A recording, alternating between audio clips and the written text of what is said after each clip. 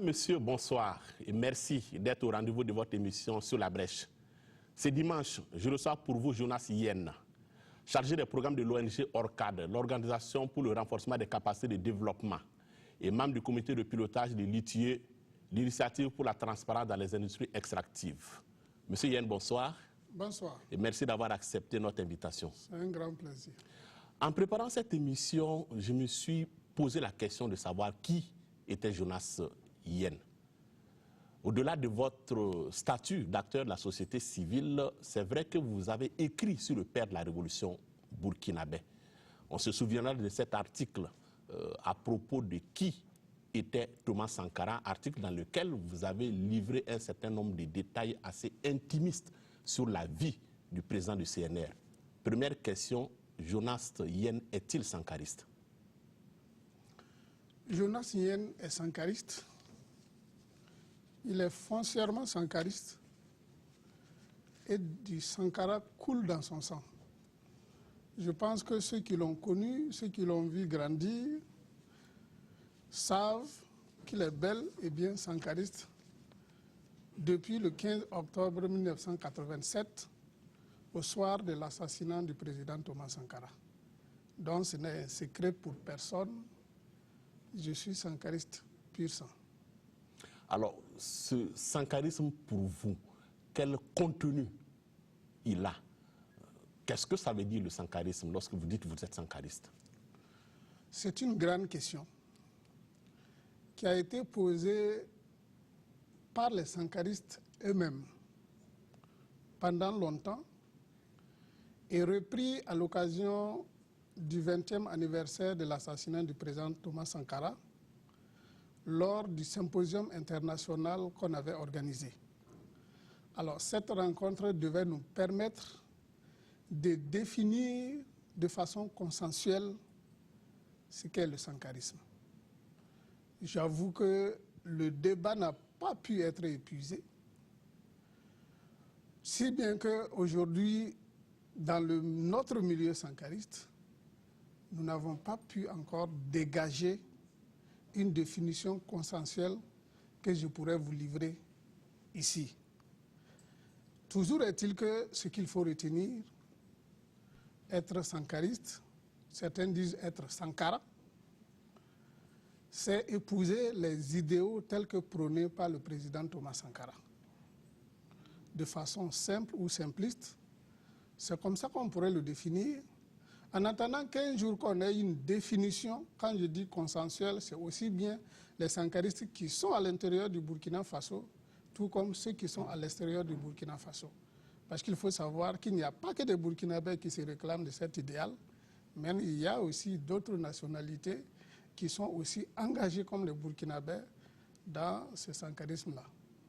Les sankaristes en tant que famille politique semblent être frappés par ce qu'on pourrait considérer comme ce signe indien du fait qu'ils n'arrivent pas, on va dire, à capitaliser l'héritage de Thomas Sankara. Ils n'arrivent pas à récolter les dividendes politiques de ce penchant aujourd'hui qu'a une frange de la jeunesse burkinabé et africaine qui se reconnaît dans les idéaux de Thomas Sankara.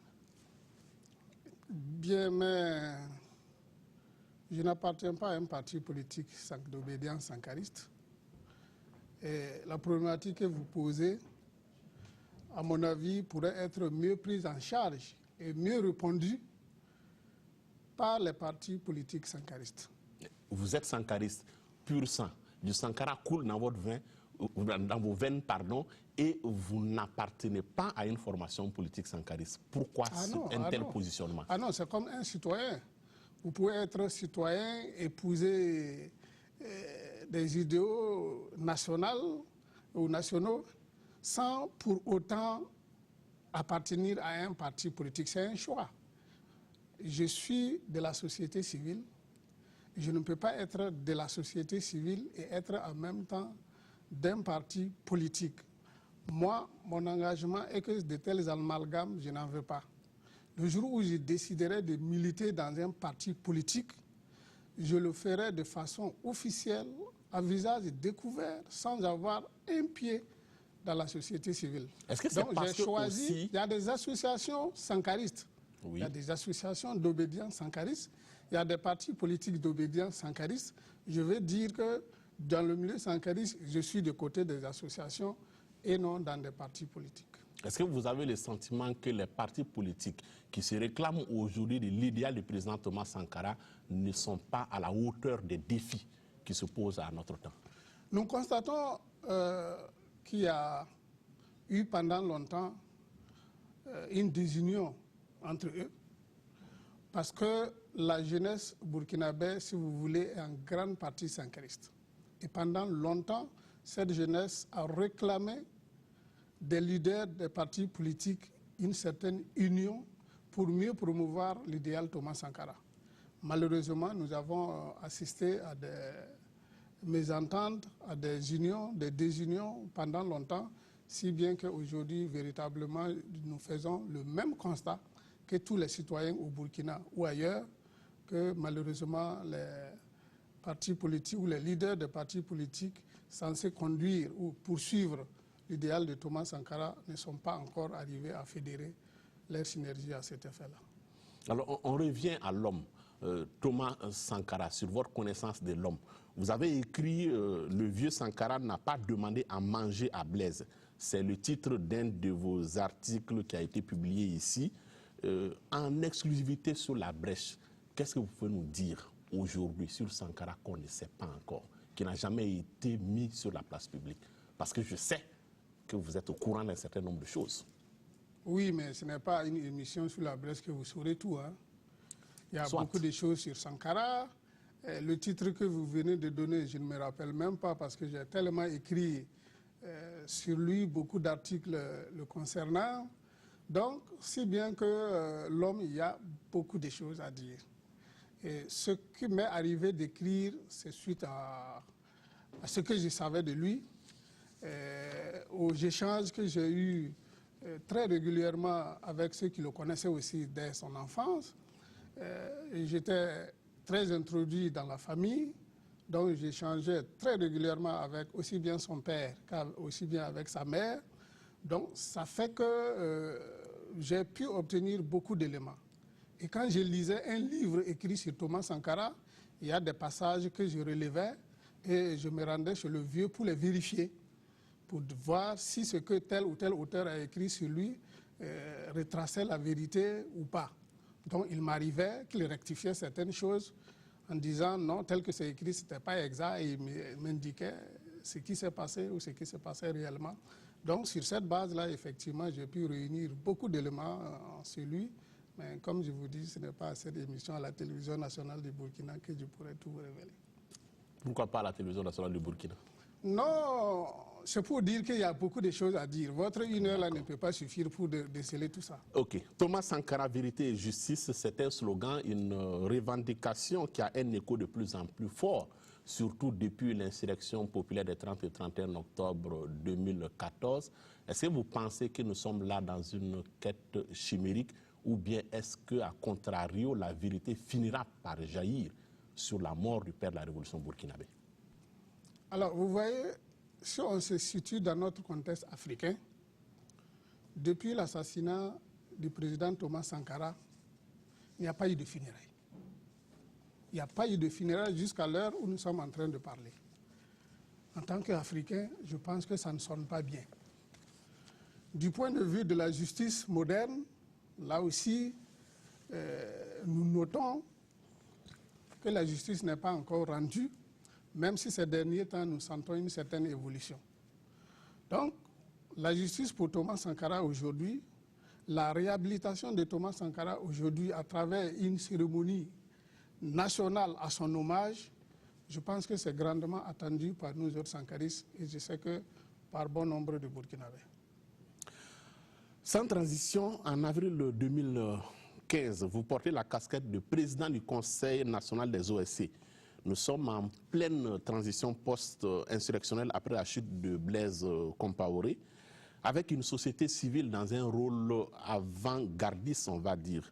Quel regard vous portez aujourd'hui sur cette transition? Je n'ai pas porté la casquette de président du Conseil national des OSC sous la transition. C'était bien avant. C'est la transition qui est venue me trouver président du Conseil national des OSC. Alors, cette transition est arrivée. Elle a été gérée par les forces vives du Burkina. Elle a fait ce qu'elle pouvait. Elle a eu ses insuffisances et de ses points forts. Et à mon sens, elle a été très bien achevée à travers des élections, une élection présidentielle, des élections couplées d'ailleurs, acceptées de tous. Donc, on peut dire que c'est une des meilleures transitions, en tout cas si ce n'est pas au monde, en Afrique. Parce que quoi qu'on dise, avec ses insuffisances ou pas, c'est une transition qui a réussi parce que nous sommes parvenus effectivement à sortir de l'étape de la transition pour aborder maintenant le retour à une vie constitutionnelle normale. Si on utilise en fait l'image de la partition musicale, quelles ont été les fausses notes au cours de cette transition, de votre point de vue? Je n'ai pas fait d'évaluation approfondie. Ce que nous avons suivi, comme vous tous, comme pouvant être des fausses notes de la transition, ce sont les enquêtes qui ont été effectuées par la SCE, qui a relevé un certain nombre d'insuffisances dans la gestion de la transition. En dehors de là, la transition, comme certains l'indiquaient, sa mission première, c'était d'aboutir à des élections propres, acceptées de tous pour sortir de cette transition. Comme je l'ai dit tantôt, nous y sommes parvenus. Je disais également que ça ne veut pas dire qu'il n'y a pas eu d'insuffisance, mais il y a aussi des points forts. Maintenant, ces insuffisances qui ont été relevées à travers des enquêtes, je pense que c'est à ce niveau maintenant qu'il faut parler en termes de tâches noires. Alors, l'insurrection populaire des 30 et 31 octobre dernier est une révolution manquée. C'est la conviction notamment de Valère Sommet. Pour avoir été acteur de cette insurrection, est-ce que vous partagez cette opinion? Bon, je ne sais pas ce qu'il appelle révolution ratée. Parce que ce que nous devons retenir tous, lorsqu'on sortait le 30 octobre 2014, personne n'avait en tête qu'on partait pour instaurer une quelconque révolution. Comme on dit, l'appétit vient en mangeant. Et c'est comme ça que l'insurrection s'est imposée à nous. Donc, si c'est quelque chose qu'on avait planifié et que par la suite, on n'a pas pu l'achever, effectivement, on peut dire que notre plan n'est pas allé jusqu'au bout de sa mise en œuvre. Nous avons été mis devant les faits accomplis d'une situation que nous étions obligés de gérer. C'est ce qui a été fait. Alors, ce que je comprends par là, c'est qu'une fois que nous avons été obligés d'être dans cette situation, on aurait pu aller jusqu'au bout. Mais aller jusqu'au bout, là, maintenant, quel est le contenu qu'on donne à cela? Ça aussi, c'est une autre question qu'il faut se poser. Comment chacun comprend aller jusqu'au bout? Si c'est en termes de rupture avec l'ancien régime, comme certains le disent, bon, je me rappelle une fois une rencontre avec le président, le tout premier président de la transition, le colonel Zida. Les gens disaient, allons-y jusqu'au bout, il faut tout nettoyer. Il disait, il y a deux choses. Il y a un choix à faire. Soit nous choisissons de poursuivre avec la vie démocratique et nous sommes tenus de suivre les règles démocratiques acceptées au plan international, ou bien nous décidons de tomber dans un régime d'exception.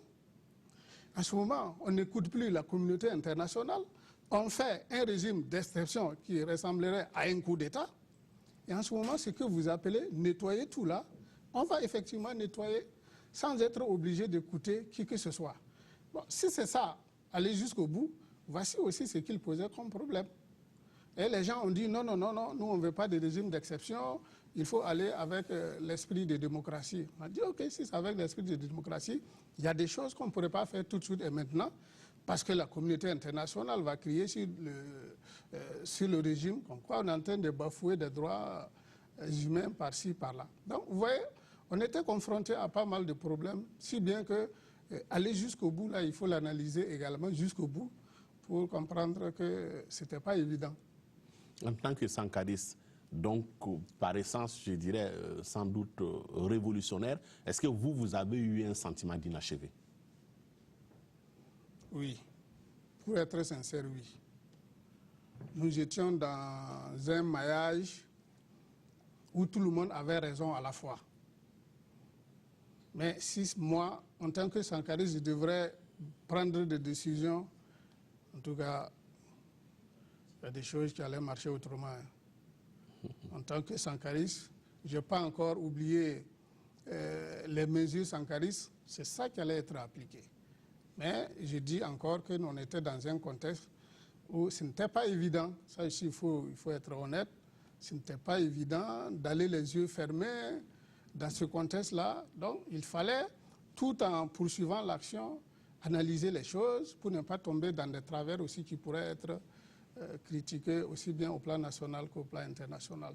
Sinon, en tant que sankariste, en tout cas, je pense qu'il y a des choses qu'on aurait pu faire, qu'on n'a pas pu faire, mais le contexte aussi l'expliquait.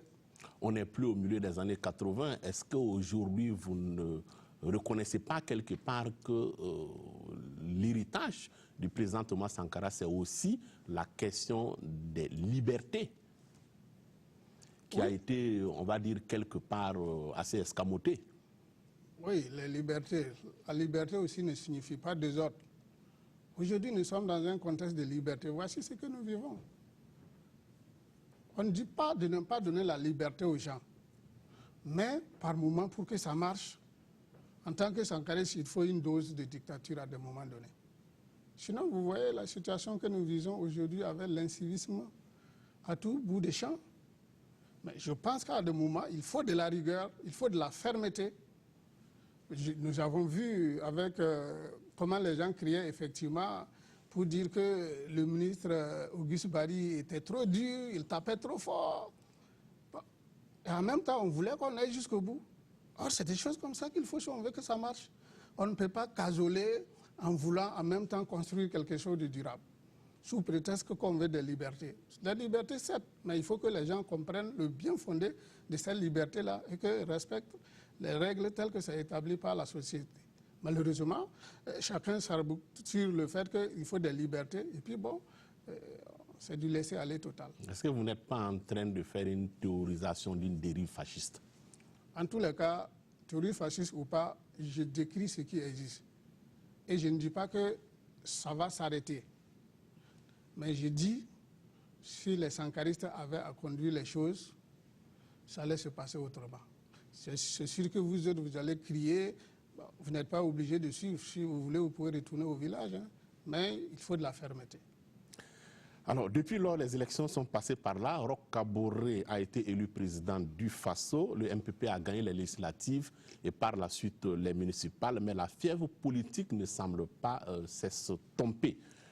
Pour vous, cette fièvre, est-ce qu'elle est symptomatique de la vitalité de la démocratie au Burkina ou, à contrario, elle est porteuse de danger pour la stabilité des institutions? Oui, c'est un peu dangereux quand même, hein. Il faut le dire. C'est un peu dangereux quand même. C'est vrai que nous sommes sortis d'une situation exceptionnelle où, comme nous le disons, certains pensent qu'on n'était pas allé jusqu'au bout. Et donc, il fallait forcément, même avec le retour à la vie constitutionnelle normale, terminer les choses.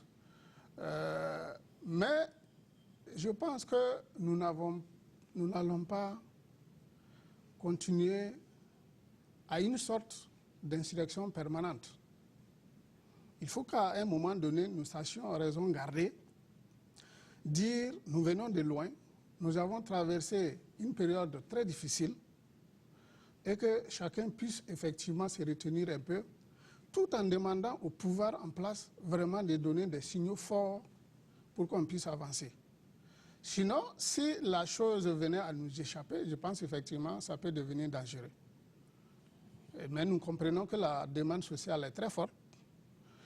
au regard de ce que nous avons vécu pendant plusieurs années. On veut des corrections tout de suite et maintenant, mais ce n'est pas aussi évident parce que la gestion d'un État en 10 mois ou en 1 an, il faut avouer que même si on a de bonnes volontés, on ne peut pas tout résoudre tout de suite.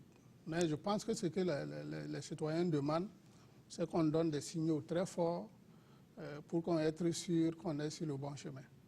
Alors, l'actualité, c'est le congrès ce week-end, la CDS, la convergence pour la démocratie sociale, avec le retour annoncé de Valère Sommet sur la scène politique. À l'ouverture du congrès, justement, de la CDS, justement, le parti propose une paix des cœurs au regard de ce qu'elle considère comme l'urgence de la réconciliation nationale. Pour ce qui est de la vérité et de la justice sur les crimes engendrés par la violence en politique, on pourrait y arriver par la suite. C'est aussi votre lecture de la situation? Non, la question de la réconciliation, à mon sens, a été bien cadrée par le président du Faso lui-même, en disant vérité, justice et réconciliation. Et je pense que c'est l'avis de la très grande majorité des Burkinabés. Parce que je ne vois pas aujourd'hui comment nous allons nous réconcilier et réconcilier les cœurs si on ne suit pas ces traités-là. S'il n'y a pas d'abord de vérité, s'il n'y a pas de justice, je ne vois pas comment on va escamoter la chose, sauter la vérité et la justice pour aller nous réconcilier sur quelle base. Donc il faut que les gens comprennent que le cheminement vérité, justice et réconciliation là, c'est la meilleure voie à suivre si on veut véritablement nous réconcilier et de façon durable. Toute autre option serait aussi dangereuse. Nous l'avons fait sous Blaise Compaoré, où ça nous a amené. Est-ce qu'on a pu se réconcilier? Donc je pense que tirant les leçons passées, nous ne devrons plus tomber dans des chemins qui ne vont nous amener nulle part. L'option que le président a donnée est l'option de la majorité des Burkinabés. C'est moi également mon option, vérité, justice et réconciliation. Je pense que c'est la meilleure façon de nous retrouver entre Burkinabés. On arrive à ce fameux rapport de la commission d'enquête parlementaire sur les mines et la responsabilité sociale des entreprises minières. Fraude, corruption, pratiques douteuses, ils sont mis à l'index. Pour être un fin connaisseur du secteur des mines, comment vous appréhendez les conclusions de cette commission d'enquête? Nous avons applaudi. Nous avons applaudi ce rapport d'enquête. D'abord, le fait d'apprendre auparavant que l'Assemblée nationale devrait entreprendre une telle enquête, nous l'avions salué. Après le dépôt du rapport, nous avons vraiment applaudi. Parce qu'il était temps que l'Assemblée nationale mette en application ce rôle constitutionnel qui lui est dévolu et ensuite s'intéresse au secteur des mines. Parce que c'est un secteur pour lequel il y a beaucoup d'insuffisances, sur lequel la société civile a crié pendant longtemps. Donc j'avoue que nous avons véritablement salué ce rapport-là de par son contenu. Alors, de l'initiative pour la transparence dans les industries extractives, parlons-en. Vous êtes membre du comité de pilotage de cette initiative, comme on l'a dit tantôt. Est-ce qu'il n'est pas juste de dire que vous aussi, vous avez votre part du gâteau de l'exploitation minière, même si toute proportion gardée, on peut considérer que ce sont des miettes? Part de gâteau pour qui? Pour les acteurs de la société civile qui s'intéressent à la question des mines. Non. La société civile n'a pas de gâteau dedans, elle ne cherche pas de gâteau dedans. Parce que l'or est exploité au profit de l'État burkinabé. Si on considère que nous, membres de la société civile, nous sommes aussi l'État burkinabé, oui. Sinon, si c'est pris individuellement ou organisation, non. Nous avons le devoir d'accompagner l'État à faire en sorte que l'or qui est exploité dans notre pays au nom des citoyens puisse effectivement profiter à ces citoyens-là. En ce sens qu'il faut que l'État arrive à tirer le maximum pour accroître les recettes budgétaires. Et c'est ce travail d'influence-là que nous faisons au niveau de la société civile pour que ceux qui viennent exploiter l'or ne puissent pas amener le maximum chez eux et que notre trésor public n'engrange pas grand-chose. Donc, si l'argent rentre dans notre trésor commun et que la redistribution est équitable, sans seulement que chacun de nous aura son gâteau, mais ce ne serait pas un gâteau exclusivement pour la société civile parce que nous sommes dans le secteur, non. Alors, lorsque la commission parlementaire révèle qu'en réalité, dans les faits, l'exploitation minière échappe pratiquement au contrôle de l'État burkinabé, est-ce qu'on n'est pas en droit de vous demander à vous de lituer où est-ce que vous étiez? Ah non, où était l'État, pas lituer. C'est l'État. Oui, mais le sens de votre combat, quelque part, c'est aussi la transparence. Oui, c'est ce que donc ce combat pour la transparence, si vous l'avez convenablement mené, il est étonnant aujourd'hui de voir les résultats effarants auxquels nous sommes parvenus avec ce rapport. Il n'est pas étonnant, c'est ce que je vais vous expliquer. Parce qu'il ne faut pas penser que l'ITIE est là avec une Kalachnikov pour suivre les sociétés minières. Ce n'est pas comme ça. Ce dont le rapport fait cas, c'est effectivement de la responsabilité de l'État, pas de l'ITIE. Parce que c'est l'État qui doit suivre les opérations, les sociétés minières dans leurs opérations. Et là, nous disons qu'il y a beaucoup d'insuffisances, si bien qu'elles sont pratiquement libres de leur mouvement. Mais c'est comme toute entreprise. Nous disons que c'est de bonne guerre. Quand il y a des failles, l'entreprise exploite ces failles-là pour ses intérêts. Il appartenait à l'État de prendre des dispositions pour qu'il n'y ait pas ces failles-là, pour qu'il ne puisse pas perdre. Malheureusement, l'État ne fait pas grandement ce travail. L'ITIE est là pour vérifier ce que l'État gagne et comment il utilise cela pour améliorer les conditions de vie des populations. Et si vous prenez les rapports de l'ITIE, il y a aussi des insuffisances et qui les relèvent pour dire à tel ou tel niveau, conformément à la norme ITIE, voici telle ou telle insuffisance. Et l'ITIE fait des recommandations, exactement comme le Parlement a fait des recommandations. Maintenant, ce n'est pas le Parlement qui va mettre en œuvre ces recommandations-là. Donc, l'État, l'ITIE également, à travers ses rapports, fait des recommandations à l'État qui doit les mettre en œuvre. Seulement, l'ITIE suit pour s'assurer que ces recommandations ont été mises en œuvre ou pas. Et si vous prenez les rapports de l'ITIE, vous allez vous rendre compte que l'ITIE rappelle que les recommandations qui ont été formulées, par exemple, en 2012, en 2016, n'ont pas été mises en œuvre. Et il recommande encore que tout soit mis en œuvre pour que ce soit effectif. Bon, si l'État ne le fait pas, l'ITIE, ce n'est pas un gendarme. Alors vous avez milité pour la relecture du code minier sous la transition. Aujourd'hui, à la lumière de ce rapport-là, est-ce que vous remettez en cause ce code qui est censé être une avancée comparativement au code précédent? Non, pas du tout.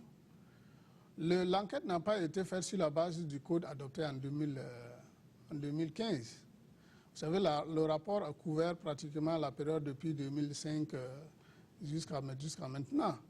Donc, tout ce qui avait été fait et dont les insuffisances ont été relevées, plutôt relève du code de 2003, pour lequel nous avons lutté effectivement pour qu'il y ait révision afin d'aboutir à un code minier beaucoup plus attrayant, qui participe beaucoup plus à ce qu'on appelait le code minier de développement.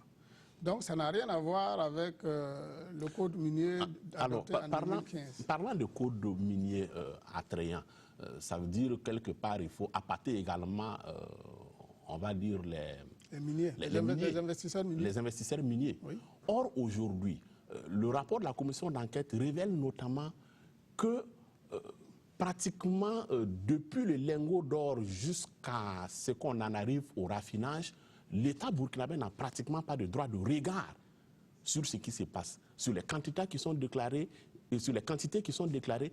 En fait, nous sommes dans un régime où nous sommes obligés d'accorder uniquement, de faire foi aux déclarations on va dire, des sociétés minières. Est-ce qu'aujourd'hui, le nouveau code répond véritablement à cette problématique? Non, je vous réponds une fois de plus que le code n'a pas de problème. Et ce n'est pas que l'État n'a pas le droit de regard. L'État ne regarde pas. Ne regarde pas et n'a pas le droit de regard, ce n'est pas la même chose.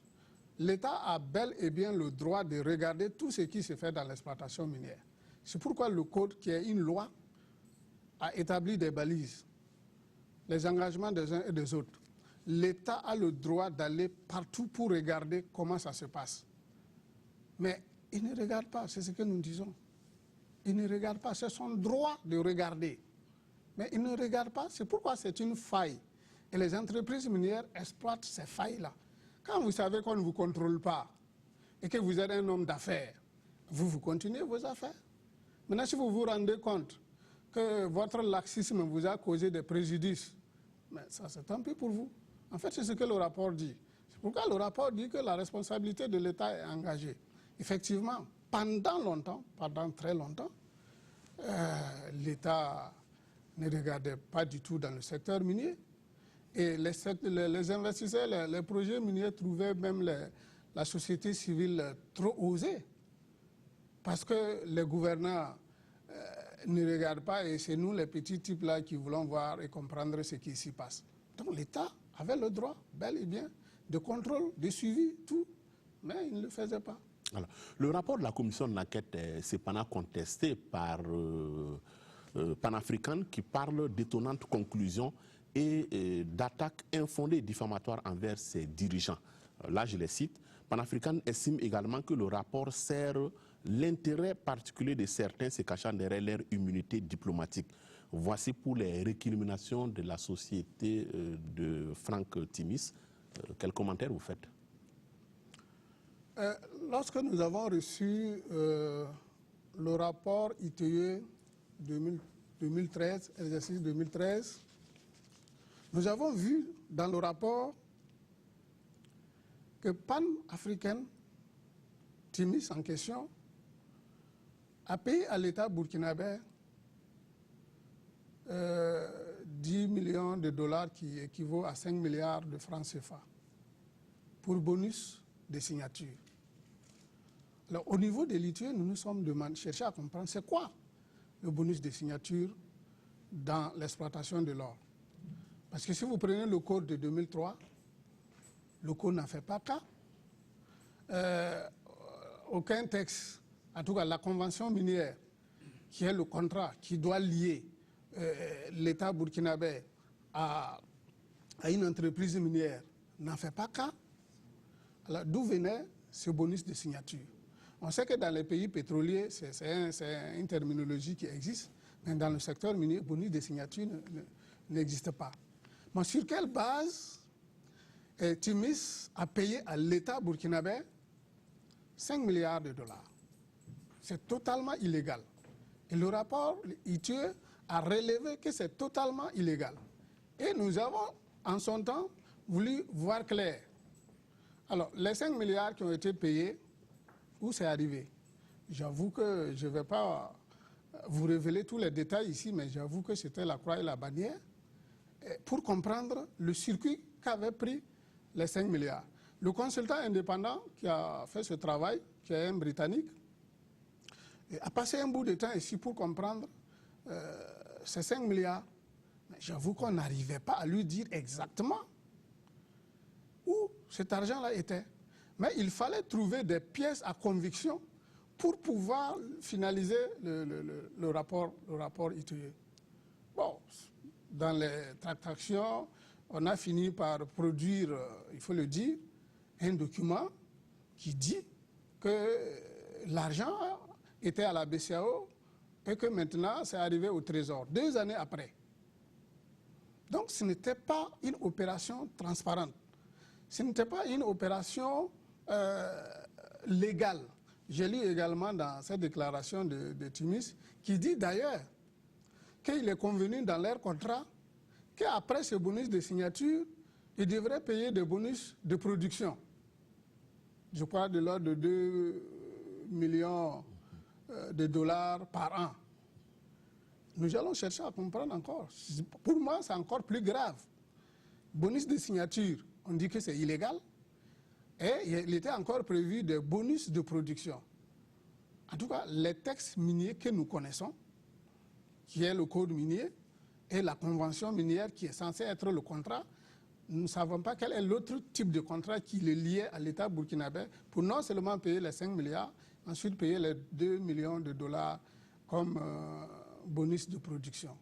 Donc, sur ce plan, effectivement, je pense que Timis a des explications à donner à l'État burkinabé. Parce que pour nous, c'est de la corruption pure et simple. Et en le faisant, ils savaient qu'aucune loi, aucun texte burkinabé ne le prévoyait. Maintenant, s'ils ont fait une convention parallèle entre eux, bon, ça encore, je dis que c'est encore plus grave. Alors, on reste dans l'actualité parlementaire avec les 130 tablettes octroyées par le ministère en charge de l'économie numérique aux députés et qui fait le buzz sur les réseaux sociaux. Certains estiment que les députés tombent sous le coup d'une loi sur la corruption.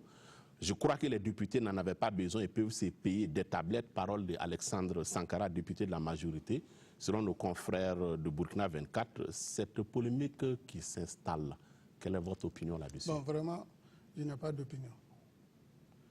Je n'ai véritablement pas d'opinion parce que je ne connais pas les tenants et les aboutissants et je n'ai pas encore réuni des éléments là-dessus. Pour ce qui est des faits, le ministère de l'économie numérique a remis des tablettes, 130 au total, aux députés burkinabés. C'est le gouvernement du Burkina Faso qui a remis des tablettes à l'Assemblée nationale du Burkina Faso. C'est ça? Oui. Le problème, il est où? Je vous demande simplement quel commentaire vous faites. Moi, puisqu'il y a une polémique autour justement de cette affaire. Je constate que c'est le gouvernement du Burkina Faso qui a remis des tablettes à l'Assemblée nationale du Burkina Faso. Vous savez, la question de corruption, pour moi, c'est une question de personnalité, d'individu. Si vous êtes corruptible, on va vous corrompre. Si vous êtes incorruptible, quel que soit ce qu'on va vous donner, si vous-même, vous n'avez pas l'intention d'être corrompu, je ne vois pas ce qui va m'empêcher de faire mon travail. Si vous venez me donner une tablette, alors que vous avez quelque chose derrière la tête, que vous n'exprimez pas, moi, je considère que vous êtes généreux. Je continue dans mon travail tel que je dois le faire. Jusqu'à ce que vous m'interpelliez pour me dire, ah, la tablette que je vous avais donnée, là, ça avait un sens. C'était pour que... En ce moment, on va en parler. Donc, la corruption, c'est une question de personne. Parce que moi, je ne vois pas comment quelqu'un peut m'obliger à faire ce que je ne veux pas faire parce que tout simplement, il m'a fait un geste. Non. Mais si c'est un gouvernement qui a doté son Parlement du matériel de travail, bon, à moins qu'il y ait d'autres choses, mais je dis encore que... Il y a une partie de l'opinion qui estime que cette dotation n'est pas judicieuse et que d'autres secteurs de l'administration publique auraient peut-être mieux bénéficié. Regardons le travail que l'Assemblée fait en fonction de nos intérêts à nous. Si l'Assemblée nationale ne défend pas les intérêts des Burkinabés, frappons à ce niveau-là. Il faut laisser... On a suffisamment de problèmes dans ce pays. Si bien qu'il y a certains débats, moi, je pense que on va nous détourner des objectifs. Regardons les députés, suivons-les dans leur travail.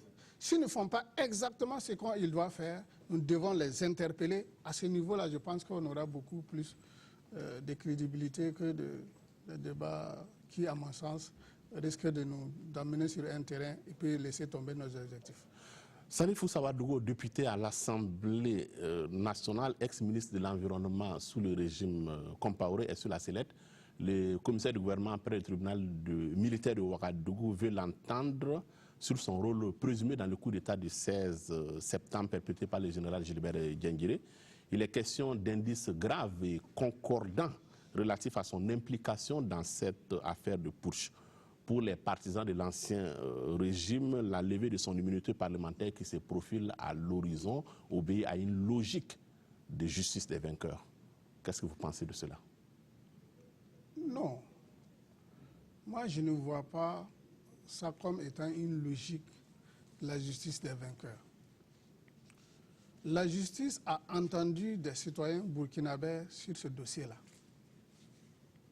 Il a trouvé qu'il y a des indices également qui les conduisent vers un autre citoyen.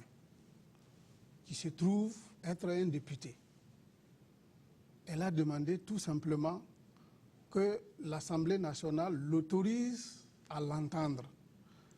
Même en parlant d'indices graves, c'est parce que c'est grave qu'on veut vérifier avec lui pour voir si ce que les gens ont dit sur lui comme charge, c'est effectif ou pas.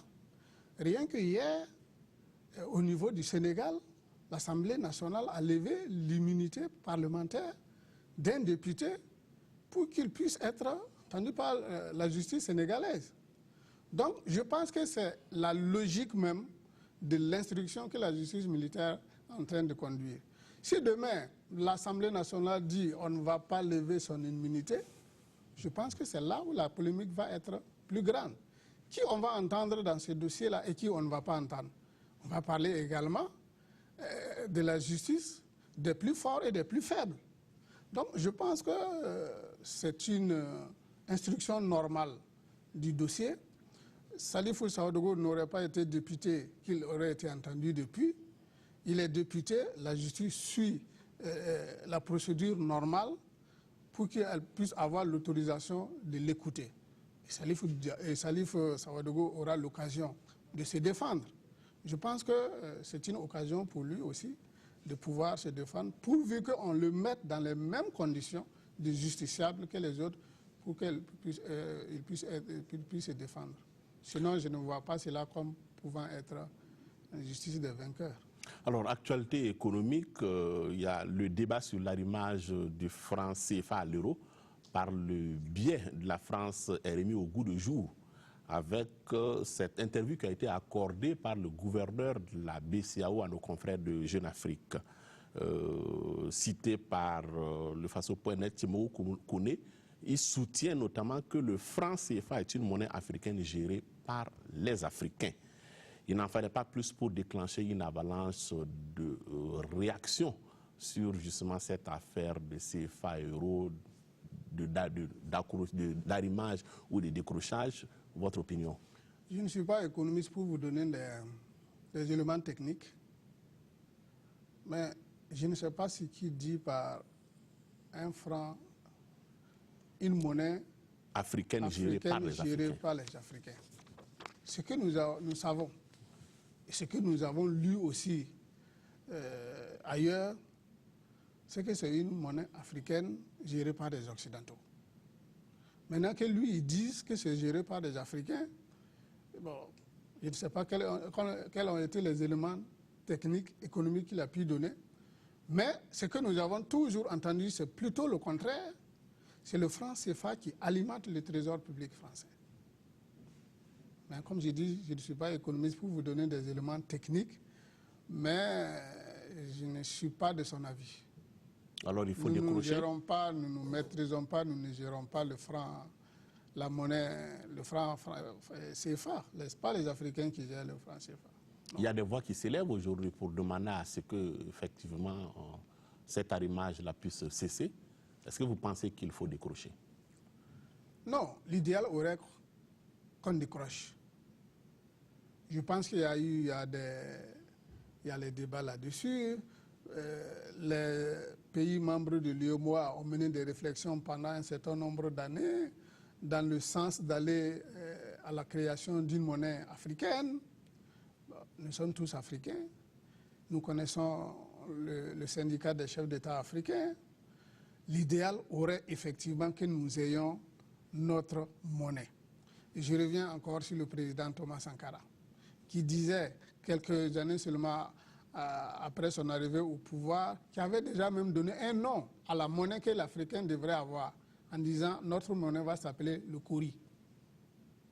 Alors si depuis lors la réflexion avait été menée, peut-être que le Kouri aurait été aujourd'hui notre monnaie, qu'il s'appelle Kouri ou autre chose, mais j'avoue que ce sont des débats, mais moi qui ne me rassure pas, parce que cette indépendance j'allais dire bancale de nos États africains colonisés, je ne suis pas sûr que c'est après-demain qu'on pourra effectivement décrocher cette monnaie-là, même si c'est véritablement l'aspiration aujourd'hui des Africains. Le président centrafricain Faustin Archange Touadéra a séjourné au Burkina ce 8 novembre. Une visite avec à la clé la signature d'un accord de coopération, voilà pour l'officiel. Est-ce que vous vous en tenez à cela? Ou bien est-ce qu'au contraire, vous pensez qu'il y a des non-dits? Non, je ne peux pas présumer qu'il y a des non-dits. Un chef d'État africain a rendu visite à un autre chef d'État africain. Les présidents africains doivent se fréquenter. C'est ça aussi qui peut nous conduire un jour à une véritable unité africaine. Et il a même dit que pendant les temps durs de la Centrafrique, l'État burkinabé était à leur côté. Il était tout à fait normal qu'ils viennent présenter sa reconnaissance et consolider les rapports entre nous. Maintenant, les non-dits, je n'en sais rien. Ce que je sais, c'est qu'il est tout à fait normal que les États africains aient de tels rapports, de telles rencontres pour discuter des problèmes africains et pour voir comment mener une synergie d'action dans le contexte aujourd'hui africain pour pouvoir nous sortir des problèmes. Maintenant, ce qu'ils se sont dit entre eux, chefs d'État, l'essentiel est que ça aille dans le sens de la consolidation de nos rapports. Actualité sportive, Sita Sangara a été réélu à la tête de la Fédération burkinabé de football. On a vu le déploiement spectaculaire des forces de sécurité à Koudougou pour ce scrutin-là. Il y a eu aussi l'invalidation de la candidature de Amado Traoré. Oui. Pour certains analystes, les enjeux du renouvellement du bureau fédéral sont au-delà des enjeux sportifs et des résultats pour le moins mitigés des étalons. Comment est-ce que vous avez vécu cette élection, ce renouvellement du bureau fédéral? Le plus important de ces élections, c'est que ça s'est très bien passé. Et que même ceux qui n'ont pas été élus ont accepté les résultats. Nous avons vu tout le bruit qui avait entouré ces élections. Dieu merci, ça s'est très bien passé. Sita Sangaré a été reconduit. Et Dieu merci, au même moment, le lendemain, les étalons ont marqué un très bon point au Cap-Vert. Je pense que, comme les candidats malheureux eux-mêmes l'ont relevé, le plus important, c'est rester soudé autour du football burkinabé. Je pense que c'est ça aussi la démocratie et nous devons nous en féliciter. Les crises au niveau de la fédération par rapport à ces élections sont aujourd'hui derrière nous. Je pense qu'il ne faut pas remuer le couteau dans la plaie et voir véritablement l'avenir, comment nous devons tous nous mobiliser autour de nos talents pour préparer de façon conséquente la mondiale qui est en train de s'annoncer. Alors, d'une élection, on passe à une autre, avec à l'international celle de Donald Trump comme 45e président des États-Unis. Le moins qu'on puisse dire, c'est que les instituts de sondage se sont totalement plantés parce que, assurément, personne ne... Disons, pas grand monde en tout cas ne voyait Trump comme le prochain locataire de la Maison-Blanche. Est-ce que vous avez été également surpris par cette victoire? Oui, pour dire vrai, oui. Et ça a montré véritablement que la politique n'est pas une science exacte. Les sondages nous ont fait rêver, mais paradoxalement, Trump a été véritablement constant dans son discours lors de sa campagne. Il disait à tout bout de champ, je vais gagner. Il a cru en lui-même, je vais gagner, jusqu'à gagner. Ça a été une surprise générale. J'ai vu des gens qui ont félicité Trump en disant « je vous félicite pour votre élection surprise ». Ça veut dire que vraiment, comme on dit au PMU, c'est l'autocar, c'est comme ça vous dites, voilà, qui est rentré. On ne peut que prendre acte de cette élection. Les Américains ont fait leur choix. Le reste, c'est des commentaires entre nous, que ce soit entre les Américains anti-Trump ou au niveau des Africains. Mais c'est un choix opéré par les Américains que nous sommes tenus de respecter. L'élection de Trump suscite malgré tout la controverse au regard des positions qu'il a défendues comme candidat. des manifestations se sont multipliées dans de nombreuses villes des États-Unis. Est-ce que cela vous interroge sur le modèle démocratique américain, surtout lorsqu'on tient compte du fait que Hillary Clinton a gagné le vote populaire avec plus de 200 000 voix par rapport à Trump, et que en 2002, on avait assisté à un cas de figure similaire, avec notamment Al Gore, candidat du Parti démocrate, qui avait remporté le vote populaire avec plus de 400 000 voix par rapport à Bush Jr. Est-ce que ça vous intéresse sur le modèle démocratique américain? Oui, quelque part, ça interroge. Ça montre que par là, les Américains veulent démontrer qu'en politique, on ne doit pas avoir une pensée unique. Et comme je l'ai dit tantôt, la politique, ce n'est pas une science exacte. Donc je pense que c'est un modèle, même si ce n'est pas un modèle applicable à tous. C'est un modèle quand même pour les Américains. Et ça doit nous inspirer également, nous les Africains, à pouvoir s'en inspirer pour organiser nos élections en tenant compte effectivement de nos réalités. Moi, je ne fais pas trop de problèmes sur cette élection. Comme j'ai dit, j'ai été très surpris comme vous, mais aujourd'hui, il faut véritablement faire avec et laisser les Américains travailler. François Hollande, par exemple, le président français, estime que Trump, à la Maison-Blanche, cela ouvre une période d'incertitude. C'est une position jugée par trop alarmiste? Ou bien est-ce que vous pensez que... Par contre, je pense qu'il y a des choses que Trump a dit lors de sa campagne qu'il aura des difficultés lui-même à appliquer. Et c'est un peu partout, hein. Même en Afrique, il y a des choses pendant les campagnes qu'ils ont dit, on promet le ciel et la terre, mais une fois au contact des réalités au pouvoir, il y a une autre option à faire. Donc je pense qu'il ne faut pas trop qu'on soit alarmiste par rapport à ces propos tenus pendant la campagne. Une fois au pouvoir, il va être confronté maintenant aux réalités du terrain. Et je pense qu'il y a certaines choses qu'il va véritablement réajuster. Sinon, pour le moment, nous devons prendre ça comme étant des propos de campagne et faire en sorte que, dans la pratique, aujourd'hui, nous sommes dans un contexte véritablement mondial. Que les États-Unis soient la première puissance mondiale, il y a des choses dans le concert des nations qu'il ne pourra pas faire. Mais c'est tout à fait normal pour appâter les électeurs pendant la campagne. Mais je ne pense pas que nous devons être aussi trop alarmistes, parce qu'il y a des autres États aussi qui sont véritablement émergents ou tout aussi puissants comme les États-Unis. Trump reviendra véritablement à la réalité du terrain une fois au pouvoir. Sur les changements climatiques, le nouveau président américain est sceptique. À Marrakech, la COP 22 se tient. Des objectifs avaient été assignés, notamment au niveau de la COP 21 par rapport à la réduction des gaz à effet de serre. Est-ce que vous pensez véritablement qu'en ce qui concerne ce débat, disons, ce combat sur les changements climatiques, la donne pourrait changer avec Donald Trump? Non, ça fait partie de ce que j'ai dit. Au contact des réalités, il va se rendre compte qu'il y a des choses qu'on ne peut pas faire. L'accord de Paris sur le climat est aujourd'hui un instrument très important pour le monde.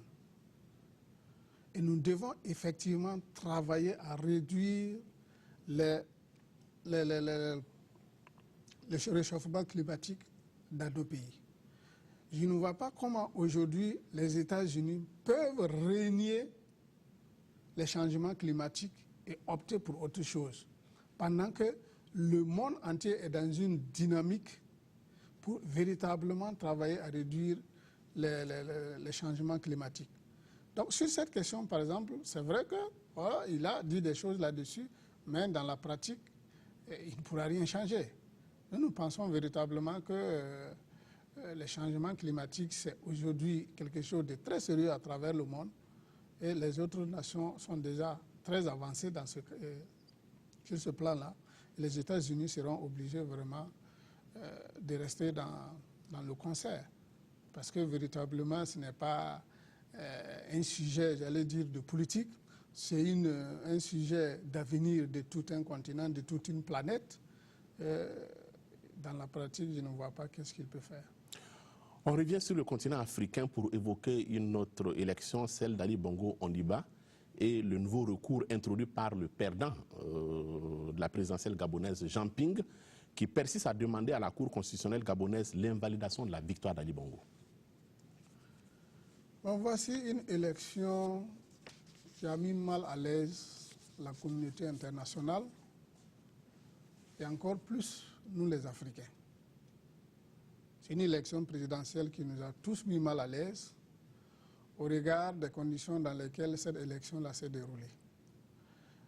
Au départ, nous avons vu comment Ping a hésité à recourir aux institutions judiciaires du Gabon pour le recomptage des votes, en prétextant que ce sont des instruments d'Ali Bongo. La communauté internationale qui, en ce moment, avait une certaine position vis-à-vis à ces élections-là, à cette élection, la même communauté internationale aujourd'hui a pris acte de la poursuite du pouvoir d'Ali Bongo. Alors, on est en droit de se demander qu'est-ce que ce recours, ce nouveau recours de Jean Ping pourrait encore faire changer au Gabon. C'est vrai qu'il ne veut pas lâcher prise, il est convaincu que c'est lui qui a gagné cette élection. Au début, il semblait avoir un certain soutien de la communauté internationale. Aujourd'hui, la communauté internationale a pris acte. Ali Bongo est en train de poursuivre son pouvoir. Le recours qu'il fait, c'est encore auprès de ces mêmes institutions judiciaires gabonaises, comme il le disait, qui sont des instruments d'Ali Bongo. Véritablement, je ne vois pas ce que ça peut changer. On est tenté de lui dire Yako, comme les Ivoiriens disent, sinon, qu'est-ce que ça peut changer? Je ne vois pas. Je ne vois pas comment il peut se retrouver, ou on peut lui remettre le fauteuil de la présidence gabonaise, au risque de voir cette même juridiction se dédire. Et nous ne voyons même pas comment cela peut s'opérer. Merci, M. Yen, d'être passé nous voir. On s'arrête là pour aujourd'hui. Madame, Monsieur, sur la brèche, c'est terminé pour ce soir. Dans un quart d'heure, le journal est 20h avec Nathalie Kaoré. Quant à moi, je vous retrouve dimanche prochain à partir de 18h45 en direct sur la RTB avec un autre invité sur la brèche. Bonsoir.